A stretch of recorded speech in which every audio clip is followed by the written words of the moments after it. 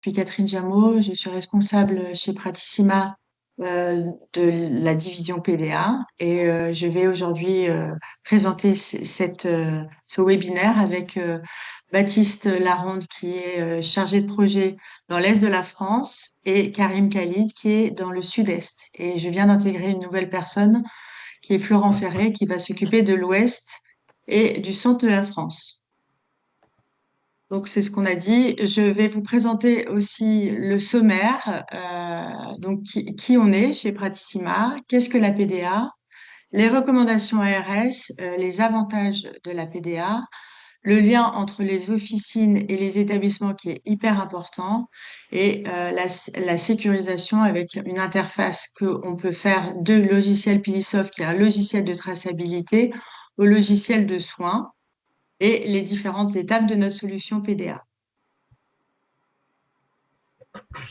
Donc, qui sommes-nous? On est une société française basée dans 2 sites de production, une à Rérieux dans l'Ain, près de Villefranche-sur-Saône, qui est anciennement Pratique Dose, et l'autre qui est à Avranches, en Normandie, et qui était CIMA, et c'est l'union de Pratique Dose et CIMA qui a fait Pratissima.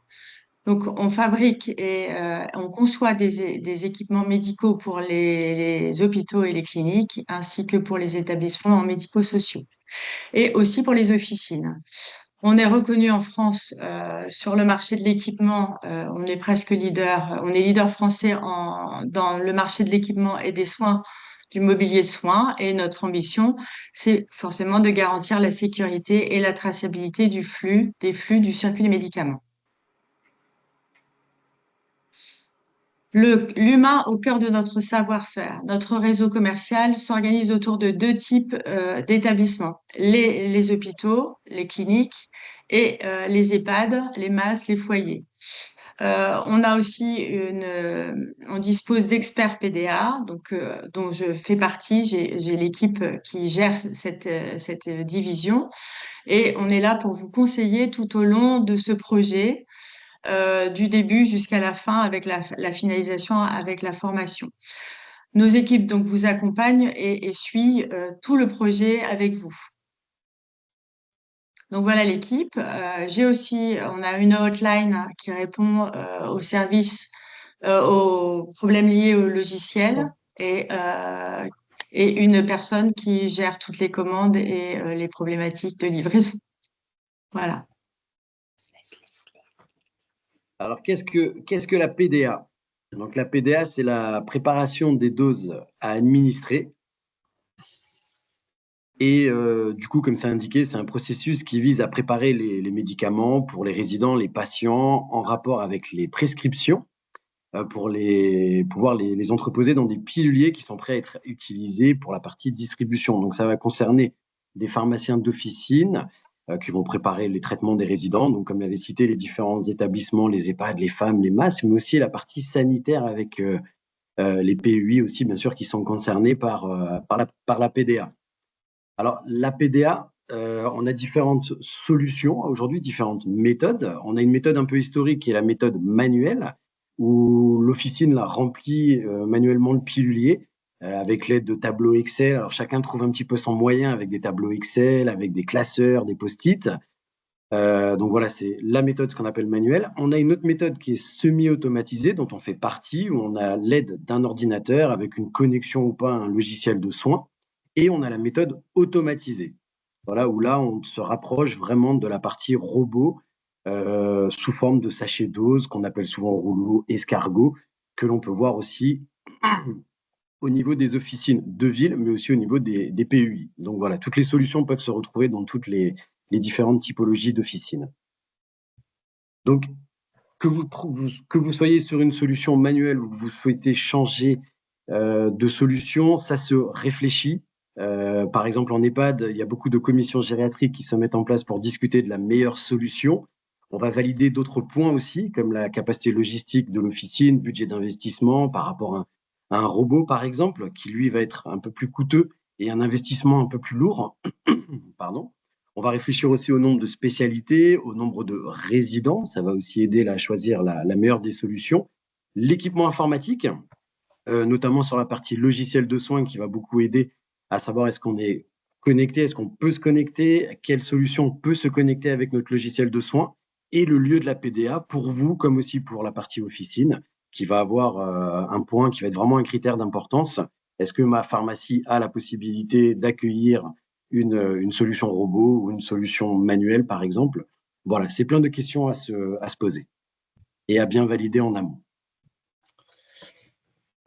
Alors, la partie 3, recommandations. Alors, on s'est forcément aligné aux recommandations de l'ARS, des ARS notamment, globalement. Donc, historiquement, donc, il convient de reconnaître officiellement un double rôle au pharmacien. Effectivement, le pharmacien, il délivre, il dispense, c'est son rôle historique, mais aujourd'hui, il organise le circuit du médicament pour sa sécurisation et sa traçabilité, jusqu'à son administration en EHPAD, en FAM, en MAS, peu importe l'établissement, mais en tout cas, aujourd'hui, fait partie également de son rôle, cette organisation du circuit du médicament. Ce qu'il faut retenir sur la PDA, c'est qu'elle obéit à ce qu'on appelle la règle des 5 B. Donc, c'est-à-dire, l'idée pour la PDA, son rôle, c'est de donner le bon médicament à la bonne dose, sous la bonne voie, à la bonne personne et au bon moment. Et pour ce faire, les solutions PDA sont faites pour obéir à ces 5 règles. Donc, la recommandation numéro 2, enfin, une des grosses recommandations globales, c'est effectivement de conserver les données du résident, donc avec une photo ou pas, avec une identito-vigilance qui permet à l'administration de sécuriser à qui on donne le médicament, quand, à quelle dose, etc. Donc la recommandation également, c'est lorsqu'on fait la PDA, c'est d'être aligné à l'ordonnance originale du médecin, puisqu'on est soumis à l'ordonnance du médecin. On obéit également à la règle de tout ce qui est RGPD, donc tout ce qui est sécurisation et stockage sécurisé des données sensibles, parce qu'on est quand même sur des données sensibles au niveau médical. Le pharmacien, en tout cas l'officine, ou même à l'EHPAD, en tous les cas, c'est qu'il y a un endroit dédié à la PDA. C'est-à-dire qu'aujourd'hui, il faut que l'endroit où les préparateurs, préparatrices vont faire la PDA, ce que j'ai oublié aussi en amont, excusez-moi, c'est qu'effectivement, mais ça on le verra plus tard, c'est que la PDA peut se faire aussi historiquement, se faisait par les infirmières. Aujourd'hui, se fait plus par les officines. On a encore des résidences, très peu, mais où les infirmières font la PDA. Mais l'idée, en tous les cas, pour l'espace dédié, il faut que les locaux soient distincts, fermés, sécurisés. En tout cas, quand je dis fermés, c'est-à-dire fermés au public, et que la préparatrice ou préparateur soit concentré à la PDA, puisque l'idée, ce n'est pas de les mettre en face du comptoir à la pharmacie. Alors, il y a possibilité, aujourd'hui, ça se fait de moins en moins, mais c'est encore le cas, de rétribuer le pharmacien pour son implication dans la PDA. Historiquement, la préparation des médicaments, effectivement, c'est ce que je disais, était assurée par les infirmiers en EHPAD ou par les pharmaciens dans l'EHPAD. Aujourd'hui, donc, le pharmacien vient délocaliser, vient internaliser la PDA. Par exemple, on a certains pays en Suisse, on prend l'exemple de la Suisse, qui rétribuent les pharmaciens en PDA. Ça se fait de temps en temps aussi dans les EHPAD publics, par exemple. Et on a aussi, selon certains experts et praticiens de la PDA, donc on a des économies engendrées qui représentent une réduction pour la sécurité sociale de l'ordre de 17 à 20% avec les solutions de PDA. Donc ça, c'est pas négligeable. Et ça permet aussi d'annoncer, d'avancer un des avantages de la PDA. Alors, aujourd'hui, dans les recommandations toujours de l'ARS, l'idée, c'est de proposer, en tout cas, c'est notre rôle à nous, experts PDA aujourd'hui chez Pratissima notamment, de proposer des formations spécifiques à la PDA. C'est ce qu'on fait, nous, quand on vient former sur le logiciel PDA. On met en place un scénario pédagogique qui vient tout processer, c'est-à-dire de la préparation, de la réception de l'ordonnance jusqu'à la délivrance des médicaments à l'EHPAD. Donc, tout ce scénario-là, on l'organise, on le met en place. Baptiste, tout à l'heure, vous présentera le projet qu'on met en place en amont de la mise en place de la PDA et même en aval. Donc voilà. Donc, les avantages de la PDA, on a relevé quelques chiffres qui pouvaient vous intéresser. Informations concernant les officines et les patients chroniques en 2024. On recense environ 20 800 officines en France, ce qui est à peu près une officine pour 3 100 habitants. Ce chiffre est en constante diminution. Il ferme environ 100 à 200 pharmacies par an. Et le nombre d'ALD en 2024 continue d'augmenter. Fin 2023, environ 15 300 000 personnes étaient atteintes, a été en ALD, ce qui représente 530 000, et 530 000 patients sont sans médecin traitant, ce qui fait peur en fait aujourd'hui. Le nombre annuel de nouveaux patients en ALD augmente. Il est entre 300 et 320 000 en raison du vieillissement de la population. Et la part du chiffre d'affaires des médicaments liés aux ALD représente 50% du chiffre d'affaires des officines, ce qui est énorme. La PDA est un enjeu pour sécuriser le parcours de soins. Alors, c'est vrai que il réduit les risques d'erreurs d'administration, des chutes en établissement dues au surdosage et des morts par iatrogénie. On sait qu'il y a 10 000 décès donc, par an dus à des problèmes de iatrogénie, et donc ça représente 3 fois plus que d'accidents de la route, et le coût pour la sécurité sociale est d'1 million d'euros. Meilleure prise en charge du patient, ça garantit que les médicaments sont administrés, c'est toujours la règle des 5 B, de la bonne manière. Mise en sécurité du patient qui réduit les risques d'erreur de dosage, de confusion entre les médicaments et d'effets secondaires. Et meilleure gestion du circuit du médicament, forcément, parce qu'on suit du début jusqu'à la fin le médicament. On a même aussi les rappels de l'eau sont sur le logiciel. On peut retrouver la personne avec qui a eu ce lot. Et une amélioration de l'observance médicamenteuse et un gain de temps surtout aujourd'hui pour le personnel de soins, parce qu'ils ont déchargé ça aux pharmacies. Le lien entre les établissements et les officines, comme ça a été indiqué par Catherine, il est très important. L'humain est vraiment au cœur du projet.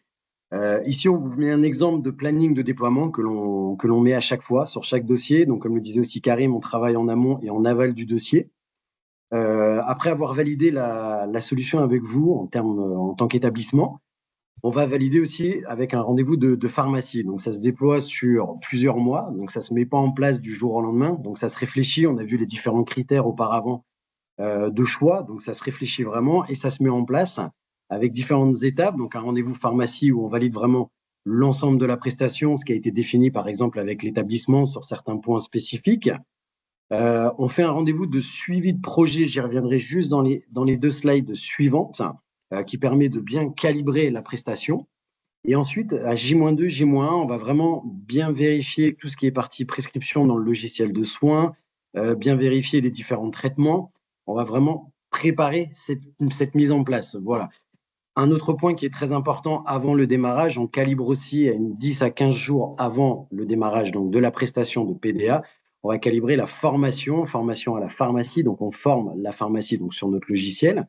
On va aussi former l'équipe soignante de l'EHPAD, de l'établissement, sur notre solution, le pilulier.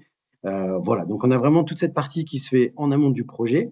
Et ensuite, après, on va avoir tout un suivi au niveau de la prestation. Donc, très rapidement, après les premières livraisons, on va faire ce qu'on appelle un post-déploiement. Donc, bien valider que tout se passe très bien et remettre à plat les choses qui sont à améliorer. C'est une mise en place. Des fois, c'est nouveau pour tout le monde, pour la pharmacie, pour l'établissement. Donc, voilà, il y a des mises en place et c'est l'objectif, justement, sur les prochains temps, après la mise en route, de pouvoir rectifier les choses qui coincent un petit peu ou qui peuvent coincer, tout simplement. On va avoir un suivi de projet. L'humain, comme je vous disais, il est très important. Donc, l'objectif, c'est de se rencontrer lors d'un suivi de projet tous ensemble. Ce n'est pas quelque chose qu'on fait rapidement, ça prend du temps. Et donc, du coup, on va vraiment pointer les points les plus importants pour la mise en place du projet. Il y a la gestion des ordonnances. Donc, comment on transmet les ordonnances? Est-ce qu'on est connecté à un logiciel? Est-ce qu'on peut les recevoir par un logiciel ou pas? Si on est connecté ou pas, qui saisit les plans de traitement? Si, par exemple, on est connecté avec certains logiciels, bah, du coup, on n'est pas obligé de saisir. Le pharmacien peut aussi saisir lorsqu'il n'y a pas de connexion, donc il crée lui-même sa base de données. Donc voilà, ça, c'est vraiment les points importants à mettre en place. Pareil pour la gestion des traitements, comment on fonctionne pour les produits nus. Est-ce qu'on les met dans le pilulier? L'exemple du demi de Seresta, par exemple. On peut les reconditionner en BUD. On vous présentera un petit peu plus tard la solution pour le reconditionnement. Sur ce reconditionnement, on va pouvoir mettre le nom, le prénom de manière nominative, le reconditionnement. On peut aussi avoir le nom de la molécule ainsi que le moment de prise. Donc voilà, c'est des choses que l'on peut proposer et qui se mettent en place en amont. Un autre point que je trouve moi très important, c'est la modification de traitement en cours de distribution. Donc, du coup, c'est lorsque l'on a une modification sur un pilulier qui est déjà en cours de distribution. Donc, c'est de trouver la meilleure organisation. Là, on a laissé un exemple, par exemple, si au moins 4 jours de traitement restants, c'est-à-dire s'il reste 4 jours de traitement restants, bah, on va pouvoir rééditer une nouvelle étiquette qu'on va recoller sur notre pilulier en prenant en compte, bien sûr, la modification. On valide aussi qui l'organise. Est-ce que c'est la pharmacie qui se déplace directement? Est-ce que c'est l'infirmière qui va prendre le relais aussi? On va discuter aussi des traitements aigus. Est-ce qu'on les met dans le pilulier? Est-ce qu'on les met hors pilulier? Et ensuite, on va avoir sur l'autre slide toute la partie ventilation des produits. Donc, ce que l'on met dans le pilulier. Donc, principalement, ce qu'on va retrouver, c'est les péros, les différents buds que l'on peut reconditionner, les sachets type cardégique. Et ensuite, on a toute une liste de hors pilulier qu'on va retrouver, qui sont les AVK, les stupéfiants, les gros sachets, l'orodispersible, collyre en fonction de certains unidoses qui peuvent être aussi mis dans le pilulier. Et on va retrouver bien sûr les gouttes, les sirops, ampoules, patchs, si besoin, si douleur, et les prises intermédiaires. Sur ce suivi de projet, on va bien sûr acter toute la partie mise en place et démarrage. Donc, on va fixer les différentes dates. Donc, c'est pour ça que ça se met bien en amont. Et date de démarrage donc, de la PDA à l'établissement. On fixe bien cette date-là. La date de formation à la pharmacie et à l'établissement. Et ensuite, on va aussi fixer le premier jour de prise au niveau du pilulier. Donc, c'est le démarrage du pilulier. Parce qu'on peut démarrer avec des dates bien précises. Et chaque pilulier, donc c'est un semainier de 7 jours. Et chaque pilulier va avoir une date de démarrage. Les points de vigilance, l'humain est vraiment au cœur vraiment au cœur du projet. La relation avec le pharmacien, elle est ultra importante dans la réussite du projet, comme c'est indiqué. Donc, c'est vraiment de mettre en place des points d'échange entre la pharmacie, entre les établissements. Nous, on l'assure au quotidien dans les démarrages. Et après, bien sûr, l'objectif, c'est que vous mettiez aussi en place des points auxquels on peut participer, bien sûr. Et voilà, comme je disais, l'humain est au cœur du projet. Donc, c'est bien aussi d'avoir des référents au niveau des établissements, d'avoir un référent aussi au niveau de l'officine. Et surtout, après, d'avoir, comme c'est indiqué, l'adhésion globale aussi au niveau du projet, au niveau de l'établissement, comme au niveau de la pharmacie. Un autre point important, c'est la partie des prescriptions. Où là, idéalement, d'avoir des prescriptions qui sont faites à 3 mois pour les traitements chroniques, bien sûr, et avec un jeu de renouvellement 15 jours avant la fin de l'ordonnance. Alors, on a nous, une vue pour aider à relancer justement avant cette ordonnance. Donc, on synthétise toutes les ordonnances à relancer. Et on va avoir un autre point de vigilance qui est très important aussi, qui est l'identification des étiquettes pour le hors pilulier.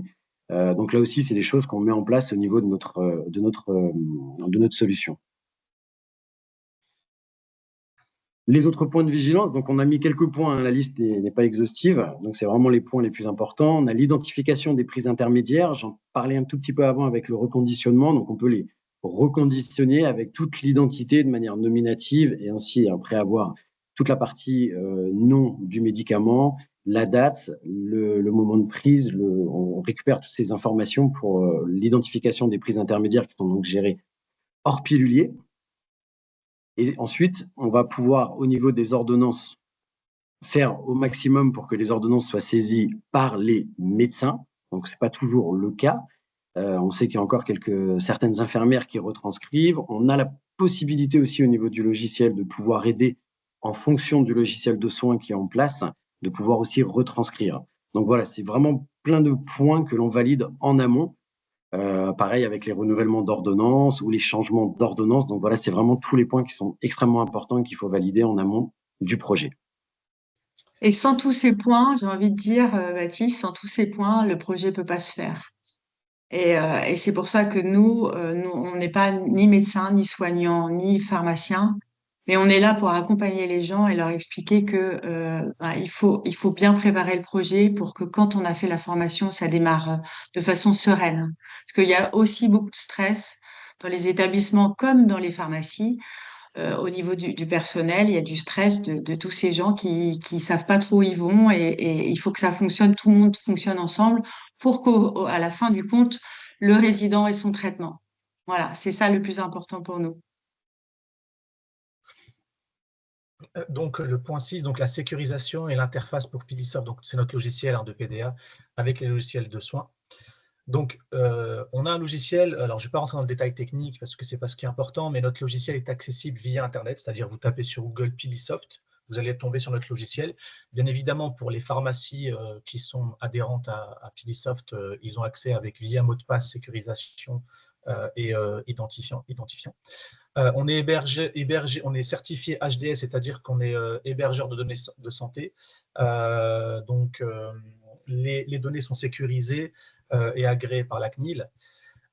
On a, et là c'est la partie importante, l'idée c'est que la plupart des établissements ont un logiciel de soins. Alors on sait que ce n'est pas dans toutes les femmes ou les masses, mais aujourd'hui la plupart, quand il est bien alimenté, bien évidemment. L'idée, c'est que le logiciel de soins à la résidence soit alimenté par les médecins ou le médecin coordonnateur. Ces données-là vont remonter sur notre logiciel, donc sur le logiciel de PD à la pharmacie, ce qui va permettre une traçabilité et une sécurisation de A à Z. Tout part de l'ordonnance. L'idée, ce n'est pas que le pharmacien retranscrive l'ordonnance, d'ailleurs c'est à proscrire, l'ARS ne veut pas, mais en tous les cas, l'idée c'est que toutes les données arrivent du logiciel de soins. Donc on est interfacé avec plusieurs logiciels, on est connecté avec le logiciel, donc NetSoin c'est le plus connu, notamment en EHPAD. On peut avoir du Titan, du Osiris, je ne sais pas si ça vous parle, du Hermès, on est en train de voir aussi également, on sait qu'il y a beaucoup d'Hermès, en tout cas voilà, on est en train de travailler sur pas mal de logiciels aujourd'hui en femmes et en masse, pour la possibilité de s'interfacer avec eux. Mais on peut aussi fonctionner sans interface, c'est-à-dire que, comme l'a dit Baptiste tout à l'heure, quand le pharmacien n'est pas interfacé avec un logiciel de soins à la résidence, il peut lui, en fait, alors on ne parle pas de retranscription d'ordonnance, on parle de saisie des plans de traitement. Donc, le pharmacien va saisir un plan de traitement donc, qui part de l'ordonnance papier sur notre logiciel de PDA pour pouvoir produire son pilulier. Donc, partie 7, les étapes de notre solution PDA. Donc là, on va voir un peu tous les process, toutes les étapes de production du pilulier. Donc, comme on l'a dit tout à l'heure, ce qui est recommandé aussi par l'ARS, c'est l'informatisation au sein de l'établissement médico-social, que ce soit FAM, MAS, EHPAD, IME, etc. Les données, les ordonnances sont transmises dans le respect de la confidentialité des données, donc notamment avec tout ce qui est RGPD, de façon sécurisée, interfaçage informatique avec l'officine. Donc là, c'est ce qu'on disait tout à l'heure, à proscrire, retranscrire les prescriptions. Donc autant que faire se peut, l'idée c'est que le pharmacien ne retranscrive pas les prescriptions, même si dans le réel, on sait que de temps en temps, c'est le cas parce qu'il n'y a pas le choix parfois. Donc l'étape 2, donc la préparation de la PDA. Donc, l'idée c'est qu'aujourd'hui, ce que préconise l'ARS, c'est de préparer pour 7 jours, et pas plus, le traitement maximum. Selon une prescription validée aux fiches de traitement, c'est ce qu'on disait tout à l'heure, tout part de l'ordonnance. Les médicaments qui sont prescrits en si besoin ou à la demande, ils vont être en hors pilulier, et ça se décide bien évidemment, notamment dans le suivi de projet que Baptiste a présenté tout à l'heure. Et dans la préparation de la PDA, il y a un double contrôle. Il y a un autocontrôle du préparateur, de la préparatrice, et un double contrôle fait par le pharmacien. Pour répondre à ces exigences de l'ARS, on a nos modèles de piluliers chez nous, donc dans Pili. On a une gamme qui est sur 7 jours, une gamme de piluliers hebdomadaires sur 7 jours, scellés à l'aide d'une étiquette adhésive. Donc en fait, lorsqu'on vient sceller l'étiquette, lorsque le préparateur vient sceller l'étiquette, il est étanche, c'est-à-dire qu'on ne peut plus le déceler à moins qu'on vienne administrer le médicament. C'est tracé dans le logiciel Pilisoft parce qu'un des objectifs de la PDA et du logiciel de PDA, c'est de tracer les médicaments, donc les lots. Si bien que lorsqu'il y a une alerte médicamenteuse ou un rappel de lot, eh bien, le pharmacien est en capacité de retrouver le médicament à qui il a été administré, à quel résident. C'est l'un des objectifs de la PDA. Les piluliers sont détachables la journée, bien évidemment. Ils sont assez légers, donc, puisque c'est de la PET, on le verra plus tard, c'est du recyclé, du recyclable. On a une identification complète du patient également, et on a une lecture immédiate pour l'infirmière ou l'IDE ou même l'intérim qui vient d'arriver. Le pilule est assez simple, lisible, pour pouvoir avoir en un seul coup d'œil en fait, l'identité du résident et le dosage, etc. Donc, on a un modèle qui s'appelle Pili. Dans ce modèle, que vous avez en face, c'est un modèle qui va souvent être adapté pour les EHPAD, les femmes, les masses également. Le médicament est conservé sous son conditionnement primaire, c'est-à-dire que là, le pharmacien ne vient pas déblistérer la molécule. Tout est conservé sous blister primaire. C'est adapté pour les formes sèches, donc on peut mettre également les sachets, par exemple type Doliprane ou type Cardégique, et on peut mettre également les colis Runidose. Donc l'avantage de ce pilulier, c'est qu'on peut mettre pas mal de choses dans le pilulier, justement. On est dans un format A3, on a un jeu de couleurs par jour, c'est-à-dire que le lundi, on sait que le rail du lundi, comme vous voyez sur l'image sur l'écran, c'est du orange, le mardi du bleu, le mercredi du jaune, etc., etc. Donc ça paraît bête, mais dans un chariot, notamment au niveau des établissements, l'infirmière ou l'infirmier qui vient au premier coup d'œil, le lundi, je dois avoir que du orange dans mon chariot. Donc ça permet de sécuriser encore plus la distribution. On a également donc, un autre modèle de pilulier qu'on appelle le Pili 421. Alors là, l'avantage, effectivement, c'est que le pharmacien vient déblistérer dans chaque compartiment que vous voyez, qui va être numéroté. Donc, par exemple, dans la cellule 1, j'ai de la paroxétine, dans la cellule 2, j'ai du Doliprane, etc. etc. Mais l'inconvénient, entre guillemets, par rapport à l'autre, c'est qu'on peut mettre moins de choses dans le pilulier. Donc, il y aura plus de hors-pilulier. Et pareil, hein, on l'a aussi déployé dans des EHPAD, femmes, masses, en fonction de la volonté, comme le disait tout à l'heure Baptiste, c'est-à-dire que c'est un choix qui se fait en amont avec l'équipe soignante. Donc, c'est important de fédérer tout le monde sur un même modèle de pilulier. Et là, on a un modèle un peu plus petit, réduit. C'est un format A4. Alors ça plaît beaucoup aux masses, notamment, parce que c'est un format où, vous savez, quand vous avez les résidents qui peuvent partir le week-end, bah, ils peuvent partir avec leur petit A4 et à la maison, quand il y a des permissions de sortie ou des choses comme ça. On a un jeu de couleurs. Alors là, par contre, les médicaments, comme le premier modèle, les médicaments sont conservés sous format primaire, sous blister primaire, donc ils ne sont pas déblistérés. Et on va avoir un jeu de couleurs par moment de prise cette fois-ci. Donc on sait que le vert, c'est le matin, le jaune, le midi, l'orange, le coucher, etc., etc. Alors, ce qui va être également dans les préconisations de l'ARS obligatoire, c'est bien évidemment l'identité du patient, c'est ce qu'on disait tout à l'heure, la localisation dans l'établissement. On sait que tel patient, M. Dupont, est à l'étage 1 de l'LB. Donc ça, il doit être identifié dans le pilulier. Les données concernant le médicament, donc la dénomination, le dosage quantité, la date et prise et l'heure de prise. Bien évidemment, on disait que le matin, on a une prise le matin, le midi, soir couché. Et ça, c'est identifié déjà en amont grâce au logiciel de PDA et de soins. C'est-à-dire que si, par exemple, dans le logiciel de soins, les prises du matin correspondent à 8 heures, nous, on va récupérer ça dans le logiciel de PDA, comme quoi la prise du matin, c'est 8 heures. Tout ce qui va être à 8h30 ou 10 heures, c'est ce qu'on appelle de la prise intermédiaire, et donc c'est du hors pilulier, par sécurité. Donc, ce qui peut être ajouté en fonction, et c'est pas obligatoire, mais c'est fortement conseillé, pardon, c'est la photo du résident. Également, la recommandation en matière de bon usage, donc l'écrasement, si c'est un médicament à risque ou pas, ça on le verra tout à l'heure aussi. Donc, dans le détail, ici, comme vous voyez, dans le modèle, on a effectivement, on sait que, par exemple, Madame Duprieux, le mardi matin au 26 août 2024, donc ça c'était l'année dernière, mais bon, on a 9 médicaments dans le pilulier. Comment on le voit? Vous voyez que tout ce qui est en noir dans l'étiquette, c'est ce qui va être dans le pilulier. Donc, on sait qu'on a 0,5 en propranolol, on a 1 en desloratadine, etc. Tout ce qui va être en rouge, c'est du hors pilulier systématique, et en bleu, c'est du si besoin. Ce que vous voyez dans le triangle rouge, ce sont les médicaments qui sont médicaments à risque, avec un petit pictogramme, attention. On a la photo qui n'est pas obligatoire, mais qui est conseillée, qui est plutôt appréciée en plus au sein des résidences. Et voilà. Et donc là, on a vraiment, au premier coup d'œil, tous les éléments. Alors, attention, ça ne substitue pas le plan d'administration de l'infirmier ou de l'infirmière. C'est une aide supplémentaire. C'est important de le comprendre aussi. Lors de la préparation, donc bien évidemment, il y a étanchéité du conditionnement final. On a une conformité du contenu par rapport à l'étiquetage de la prescription. C'est ce que je vous ai dit, c'est ce que je vous disais, c'est-à-dire que tout part de l'ordonnance. Donc, comme on est lié au logiciel de soins, on est le miroir en fait de l'ordonnance du médecin. Donc, on ne peut que retrouver, si tout est bien rentré dans le logiciel de soins, on ne peut que retrouver l'ordonnance du médecin sur l'étiquette. On a un double contrôle avec traçabilité par le pharmacien, et qui, lui, est garant et responsable de ce qu'il délivre. Et l'infirmier ou l'infirmière est responsable de ce qu'il administre, en réalité. Tout à l'heure, Baptiste vous parlait du reconditionnement unitaire. Eh ben, on en a là l'exemple. Justement, on a des petites plaquettes, des reconditionnements, par exemple, pour des demi-Seresta ou des médicaments à peau comme le Modopar, etc., où on va pouvoir recéler, reconditionner avec le nom du médicament, avec le numéro de lot, la date de péremption et l'unité, le grammage. On peut effectivement mettre dessus, et c'est en fonction de la volonté de la résidence, mettre le nom du résident ou non. Ça peut être nominatif ou non nominatif. Et un traitement anti-UV, ça c'est important aussi.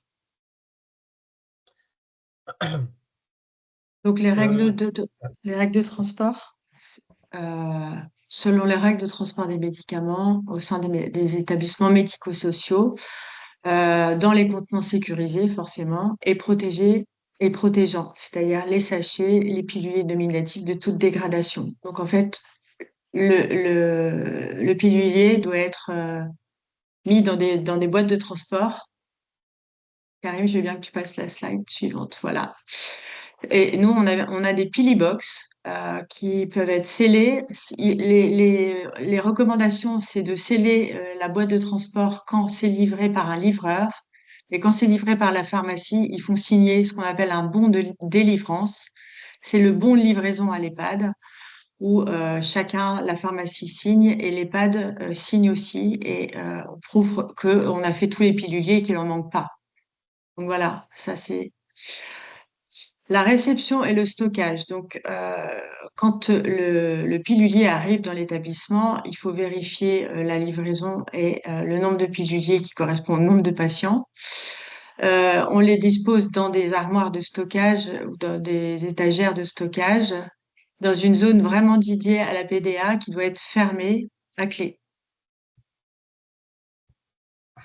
Donc nous, on vend ce matériel. On a des colonnes de stockage et des armoires de stockage qui peuvent être ouvertes ou fermées en fonction du local. Si le local est ouvert, il faudra mettre un rideau avec un code. Et autrement, il faudra fermer la pièce pour pas laisser ça à l'air libre, on va dire. Voilà. Donc l'administration des traitements, elle se fait bien sûr selon la prescription médicale. Il y a certaines recommandations au niveau du broyage et d'ouverture des gélules. Donc, comme c'est indiqué, conférer la liste des différents médicaments dans ces cas-là. Ce qui n'est pas inclus dans la PDA, donc doivent être identifiés au nom et prénom du patient. On en parlait un petit peu avant avec l'étiquetage au niveau, par exemple, du hors pilulier. Il en est de même pour les formes liquides, tout ce qui va être multidose. Donc, un flacon, c'est bien un système d'administration pour un patient. Et ce qui est aussi préconisé, c'est de bien mettre à ce moment-là la date d'ouverture et la durée d'utilisation, donc à partir du moment où on a commencé à utiliser et administrer le médicament. Donc, pour vous aider ainsi un petit peu au niveau de l'administration des différents traitements, on propose aussi des solutions comme des chariots. On a différents types de chariots, différentes tailles de chariots, différentes hauteurs de chariots et surtout, ils sont personnalisables. Donc, l'objectif, c'est vraiment de pouvoir faire un audit de votre circuit du médicament, de pouvoir regarder avec vous quelle est la meilleure solution que l'on peut proposer par rapport à votre organisation, ce que vous souhaitez changer et ce qui peut être aussi optimisé.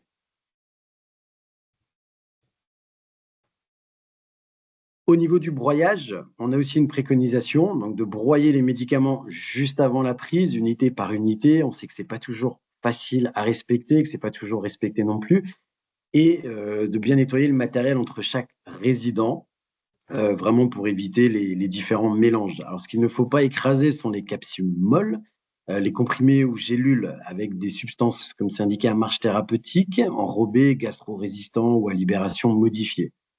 Au niveau du broyage, c'est de ne pas utiliser un broyeur à vis ou à mortier, mais préconiser plutôt des broyeurs mécaniques, surtout avec du consommable à usage unique, afin surtout de faire attention au mélange des différentes formes galéniques au sein d'un même sachet. C'est souvent des pratiques que l'on voit, très souvent le dernier résident à avoir ces médicaments, il peut avoir un petit mix de l'ensemble.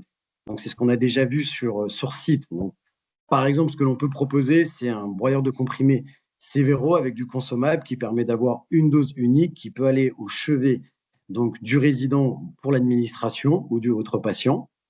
Il est alimenté, il est entièrement rechargeable, c'est entièrement électronique. Vous avez juste à côté les consommables qui peuvent être utilisés. Donc, c'est des petits sachets des petits gobelets, avec des couvercles. Et à côté, on a un gel aussi qui permet à la déglutition des comprimés et des poudres. Il est entièrement neutre et ce sont deux produits que l'on propose. Et c'est vrai que nos clients sont presque tous équipés de ces deux solutions-là qui permettent énormément d'ergonomie et de facilité au niveau de votre travail et de votre distribution quotidienne. Donc l'étape 6, bien évidemment, vous vous doutez bien, comme il y a du consommable, alors là, pour le coup, pour les médicaments, bien évidemment, non administrés, ben, on doit respecter la filière de destruction cyclamède. Ça, je pense que vous le savez tous. Il y a également aussi, surtout concernant les consommables du pilulier, ben, il faut que ça respecte le tri sélectif, de mettre dans la poubelle jaune. Et nos piluliers, comme je le disais tout au début, sont 100% recyclables, c'est-à-dire qu'on a un blister fabriqué avec 50 à 80% de matière recyclée, c'est ce qu'on appelle de la PET, avec grade alimentaire. Et donc l'idée, c'est que vraiment on est forcément entreprise éco-responsable aussi, et on essaye autant que faire se peut de respecter. Et également, c'est ce qu'on préconise aussi en suivi de projet, de respecter le cycle donc, du tri sélectif par rapport aux consommables. Et on nous a demandé aussi aujourd'hui de trier les étiquettes des piluliers qui sont confidentielles. Et du coup, on a fait une poubelle pour pouvoir trier, qu'on adapte sur les chariots, pour pouvoir trier les étiquettes d'un côté, les blisters de l'autre. Que ça, c'est aussi une recommandation. Je voulais aussi vous parler de nos success stories, parce que c'est important pour nous. On rentre un peu dans le sanitaire aujourd'hui et j'ai fait un projet avec l'hôpital des Portes de Camargue à Tarascon, qui a une PUI et qui sert des établissements d'EHPAD autour. Donc, ils ont 5 établissements et ils ont choisi notre solution pour faire la PDA et parce que ils ont trouvé que c'était le système le plus sécurisé. Ils ont eu un contrôle de l'HAS là, récemment qui les a félicités sur leur circuit du médicament. Donc, pour nous, c'était une belle victoire. On gère aussi l'ADAPA de Bayonne, c'est une PUI aussi qui fait la même chose avec des établissements d'EHPAD autour. Et voilà, et on est content parce qu'on rentre un peu dans le sanitaire. Les recommandations sont beaucoup plus, ou les exigences sont plus importantes, mais on essaie de s'adapter. Et aujourd'hui, on va aussi lancer le reconditionnement unitaire en sanitaire avec des exigences qui sont beaucoup plus importantes. Donc, je travaille aujourd'hui avec des pharmaciens de PUI pour m'aider à faire que le logiciel puisse s'adapter à cette demande. Donc, notre logiciel est effectivement en mode SaaS. Il évolue régulièrement. On a des demandes des EHPAD, des pharmacies. On essaie de répondre à leurs demandes. On nous a demandé de peut-être identifier les prises intermédiaires sur l'étiquette du pilulier en marquant PI et prise intermédiaire et l'heure de prise intermédiaire. Ça, c'est une demande aussi. Donc, on va essayer de le faire. Et on nous demande aussi de pouvoir mettre un logo sur l'étiquette pour l'écrasement des comprimés. Donc, en fait, notre logiciel évolue sans cesse. Et le but, c'est de coller à ce que nous demandent les ARS et de répondre à vos demandes aussi. Voilà. Est-ce que vous avez des questions?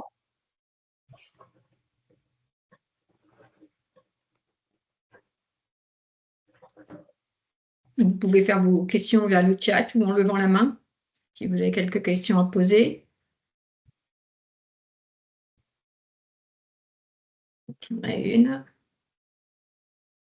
Bonjour Laurence Tête, moi je suis dans un soin de suite et réadaptation et je voulais savoir au niveau des locaux, puisqu'il faut un local qui n'est pas obligatoirement fermé, si j'ai bien compris, est-ce que c'est vraiment un local séparé ou est-ce que ça peut être une zone de la pharmacie réservée à cet effet?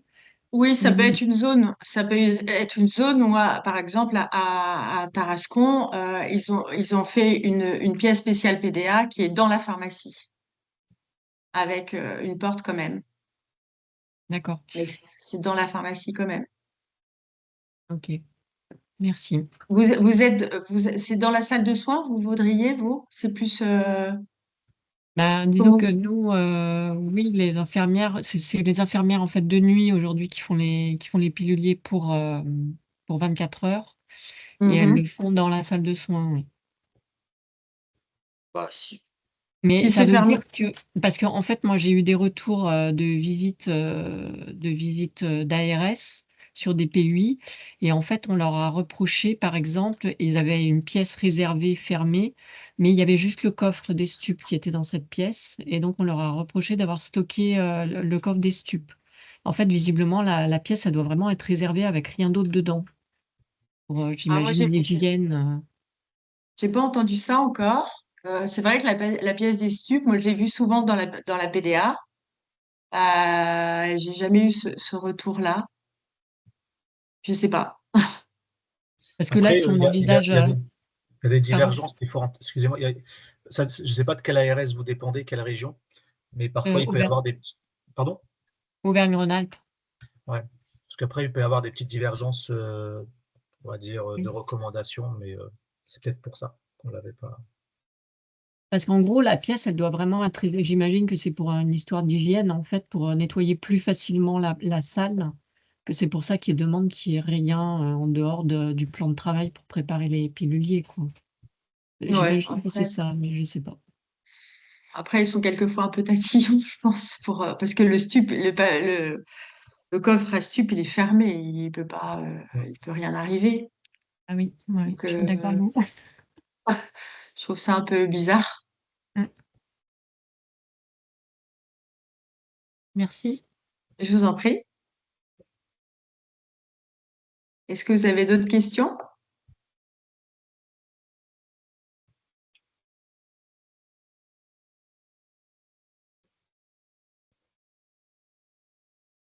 Pas d'autres Moi, j'en questions. ai une par rapport à vos retours d'expérience. Quel gain de temps est estimé en passant par la PDA pour le temps infirmier et au niveau des pharmacies, est-ce qu'ils ont un gain de temps ou pas? Pour les pharmacies, c'est du travail pour eux. Et il Mm. faut considérer qu'avec notre solution, on fait entre 8 et 10 piluliers à l'heure. Donc, c'est une organisation. L'avantage de faire dans la pharmacie, c'est que le pharmacien, il organise sa PDA en fonction de son emploi du temps de la semaine. Et du coup, il peut avoir des matinées de PDA ou une journée entière consacrée à faire les piluliers. Ça, c'est l'avantage plutôt que d'aller à l'EHPAD où il passait la journée ou 2 jours, voire 3 jours quelquefois à faire les piluliers. Donc ça, c'est un avantage. Au niveau de la réduction du temps de travail pour les infirmiers, c'est vrai qu'il faut qu'elles passent du temps quand même à vérifier. Normalement, ils doivent vérifier les piluliers. Euh, Ils en vérifient normalement un sur 6 en gros, mais la plupart des établissements vérifient tous les piluliers et ça, c'est du temps de vérifier. C'est du temps aussi de déposer les piluliers sur les étagères. C'est du temps aussi pour les mettre sur les chariots, mais c'est du temps qu'ils avaient aussi à prendre avant aussi. Donc, je ne sais pas s'il y a vraiment un gain de temps, mais il y a une sécurisation plus plus. C'est surtout ça qui est important. Merci. Voilà. D'autres questions? Date de péremption recommandée pour les recommençaments unitaires après. Oui, alors ça, je me suis renseignée en fonction à partir du moment où vous déconditionnez un médicament, la date de péremption, elle est entre 2 mois et 6 mois. Ça, c'est des normes européennes. Et c'est le pharmacien qui décide, quand il a déconditionné son médicament, c'est lui qui va dire, bah, je veux une date de péremption à 2 mois, à 3 mois, à 6 mois. C'est le pharmacien en chef de la PUI qui décide un peu ça. Donc, il n'y a vraiment pas de règle, sauf les 6 mois en Europe, de date de péremption après ouverture du médicament, du blister, on va dire.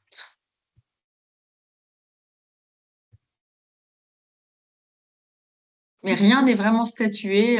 Je sais que dans les dans les PUI pour lesquels je travaille, c'est plutôt 6 mois. apparemment, il y a une question venant de Madame. Peut-être Laurence, Donc, elle par lève la la main. PDA antérieure, quid des doses fractionnées? Oui, bah, quid des doses fractionnées? Bah, dès que ils jettent, en fait, ou alors, moi, j'ai des établissements qui ne mettent pas de demi, mais qui mettent un comprimé entier et qui, au moment de la dispensation, le coupent en deux. Il y a ça aussi. Ils veulent pas déblistérer et du coup, ils laissent le médicament dans son blister, dans le pilulier, et au moment de la dispensation, ils coupent le médicament en deux et ils jettent l'autre partie. Il y a quelqu'un qui a levé la main. Je ne sais pas si vous avez répondu à la question. Oui, non, Euh, alors en fait, j'avais une autre question, c'était concernant le contrôle des piluliers. On nous recommande de contrôler X% des piluliers, et là, j'ai pas compris exactement quand est-ce que vous faisiez ce contrôle. En fait, on vous recommande de vérifier 20% Oui, oui, normalement. oui, oui, Mais en général, vous vérifiez tout, vous. oui. Oui. Donc, vous faites le contrôle au moment où vous recevez les piluliers. J'imagine que vous regardez à ce moment-là, vous vérifiez ou au moment de la dispensation, vous vérifiez que chaque cellule corresponde à ce qu'il y a décrit sur votre plan d'administration. Ah oui, alors en Donc, fait, nous, on fait un contrôle supplémentaire, c'est avant la sortie de la pharmacie. en sortant de la pharmacie. Mais vous Ouais. êtes en PUI? Vous êtes en Oui, oui, PUI. oui, oui, on est D'accord. en pays. En fait, Mais j'imagine que c'est pareil pour les officines de ville qui livrent les établissements les EHPAD. Ils font. les pharmaciens, ils vérifient pas tout, hein. Ils Non, mais vérifient. En fait, avec notre solution, on a plusieurs. C'est-à-dire que si vous scannez pas la bonne boîte, on va vous dire c'est pas le médicament que vous mettez dans la bonne case. Il y a plein de vérifications au cours de la fabrication du pilulier. Donc, ils vérifient. Mais moi, j'ai des pharmaciens qui font plus de 1000 piluliers qui vérifient tous les piluliers. Donc, c'est très. Nous faisons un double contrôle. Donc, en fait, je sais pas. C'est en fonction des gens, il faut en vérifier de toute façon au moins 1 sur 5, on va dire. oui, mais ma question, c'est pas combien il faut en vérifier, c'est à quel moment vous vérifiez le pilulier. Avant que vous le filmiez, forcément, que vous mettiez les étiquettes. Oui, il y a un autocontrôle. Donc, chaque cellule est comptée par le préparateur. Il doit compter chaque cellule parce qu'on lui dit, il y a 5 médicaments dans la prise du matin. Il doit recompter chaque cellule. Ça, c'est l'autocontrôle. Quand il a fait son autocontrôle, on lui dit, est-ce que vous avez fait votre autocontrôle? Il dit oui. Et après, il imprime son étiquette. Et D'accord. là, le pharmacien revient derrière et il fait le double contrôle. C'est-à-dire qu'il vérifie que les liquides, c'est bien du 2,5 et pas du 5 ou. Alors, c'est assez compliqué de le faire sur notre le pilulier avec les médicaments en blister, parce qu'il doit retourner le pilulier et vérifier comme ça, un peu à l'œil, comme ça en regardant.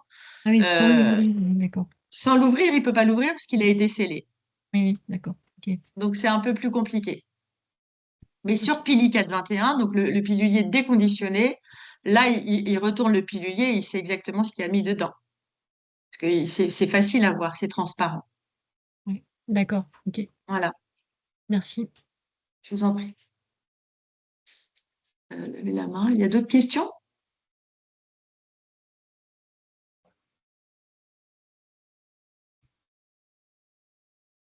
Il y avait une question, vous avez répondu par rapport à nous faisons un double contrôle à la PUI. Les IDE veulent faire un contrôle à la réception des piluliers. Quel intérêt? Vous avez répondu à celle-ci? Oui, oui. Oh, d'accord. Il y a d'autres questions. Donc, apparemment, il n'y a pas d'autres questions. Non, il n'y a pas d'autres questions. Levez la main. Ah, si, Non, si, si, estimé pour reconditionnement des doses nues. Alors, en fait, notre système permet de reconditionner 45 alvéoles. Donc ça va très vite. En fait, vous mettez 45 alvéoles, 45 demi-comprimés ou comprimés dans notre reconditionnement et vous recollez une étiquette. Vous avez fait 45 doses. Donc ça va assez vite, hein.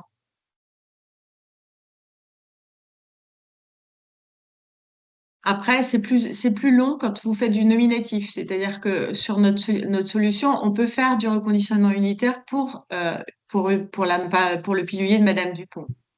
Donc là, c'est plus long parce que bah, ça correspond à son pilulier. Et il faut, par exemple, s'il y a un demi-Seresta, un Seresta, un demi-Seresta matin, midi et soir, c'est un peu plus long à reconditionner. Mais avec notre système de reconditionnement, bah, on imprime une étiquette, on colle l'étiquette et ça va très vite.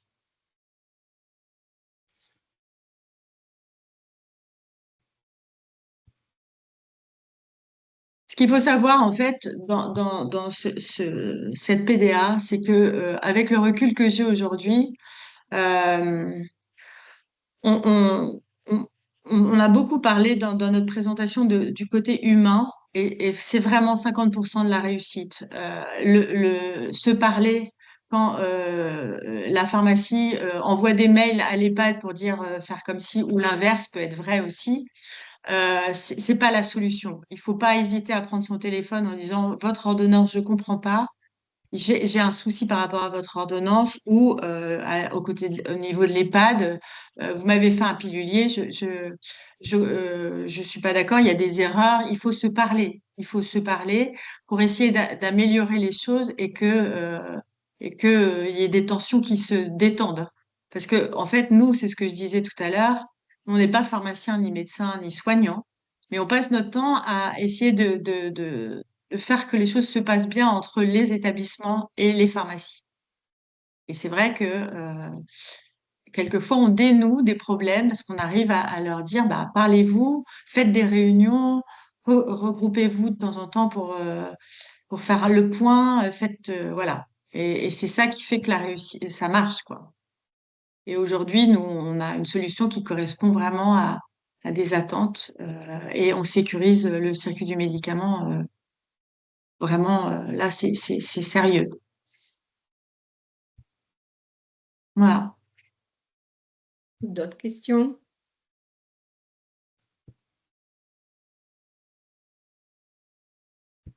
Merci beaucoup à tous d'avoir participé à ce webinaire et puis merci aux intervenants. Je vous souhaite à tous Merci à une vous de nous bonne avoir écoutés. journée. Merci. Au Merci. revoir. Au revoir. Au revoir.